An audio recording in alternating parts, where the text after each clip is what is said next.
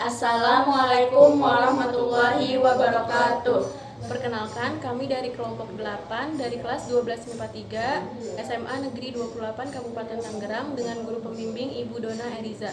Sebelumnya kami akan memperkenalkan diri masing-masing. Nama saya Saulok Purwatu Aini. Nama saya Rizka Puspita Cahyanto. Nama saya Wisnu Restu Wijaya. Pada kesempatan kali ini, kami akan melakukan video praktikum identifikasi asam basa dengan indikator alami dan tujuan untuk menentukan larutan apakah itu asam, basa, garam, atau netral dengan indikator alami.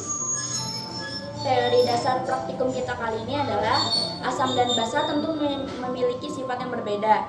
Untuk menentukan larutan tersebut asam atau basa, terdapat beberapa cara. Yang pertama yaitu menggunakan indikator bahan alami. Contohnya seperti bunga kembang sepatu, kulit manggis, dan juga bubuk kunyit atau kunyit. Yang kedua bisa menggunakan indikator universal. Contohnya bisa cairan atau kertas. Dan yang terakhir yaitu mengukur pH larutan tersebut. Larutan yang memiliki pH kurang dari 7 itu larutan asam, larutan yang memiliki pH lebih dari 7 itu larutan basa, dan larutan yang memiliki pH sama dengan 7 itu larutan netral. Alat dan bahan. Alat ada tingkah plastik untuk wadah larutan sebanyak jumlah larutan yang diuji. Lalu pengaduk larutan kita menggunakan stik, kartina dan sendok plastik. Dan bahan itu ada indikator alami, kunyit, terus ada asam cuka, ada larutan deterjen, ada larutan kapur, ada garam, ada larutan obat mat, sama larutan jeruk nipis. Selanjutnya, langkah pembuatan yang pertama, kita tuang bubuk kunyitnya ke dalam cup plastik, lalu tambahkan air dan aduk hingga merata seperti ini. Lalu masukkan bubuk kunyit ini yang sudah dilarutkan ke masing-masing larutan penguji ini. Yang pertama ada larutan jeruk nipis. Yang kedua ke larutan obat mah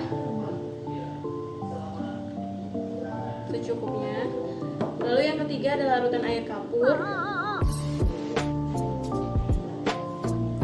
Larutan yang keempat ada larutan garam.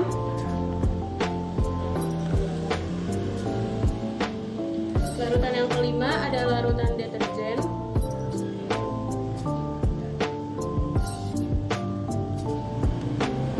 Dan larutan yang terakhir ada larutan air cuka.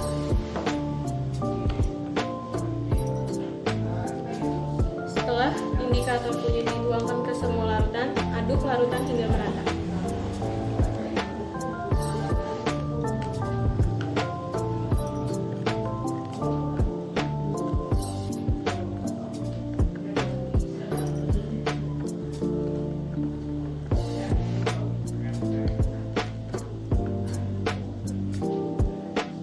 Lalu kita amati larutan tersebut, amati perubahan yang terjadi, perubahan warnanya.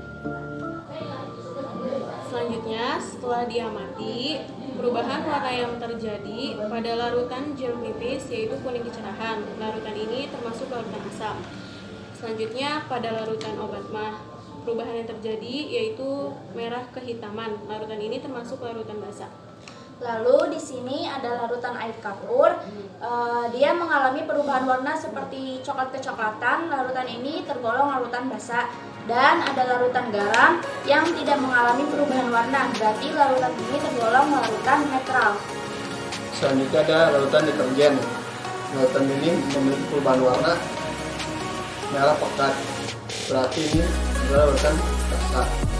Dan yang terakhir ada larutan asam cuka. Dia memiliki perubahan warna yaitu kuning cerah. Ini berarti termasuk larutan asam.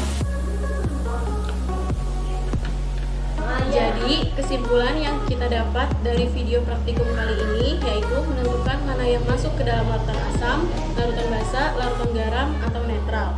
Yang masuk ke dalam larutan asam yaitu larutan jeruk nipis dan larutan asam cuka yang perubahan warnanya kuning kecerahan. Lalu yang tergolong larutan basa di sini ada larutan air kapur, larutan obat mah, dan larutan deterjen yang mengalami perubahan warna menjadi kepekakan. Dan terakhir ada larutan netral atau larutan garam. Kenapa disebut larutan netral? Karena tidak mengalami perubahan warna. Sekian video praktikum dari kelompok kami, kurang lebihnya mohon maaf. Wassalamualaikum warahmatullahi wabarakatuh.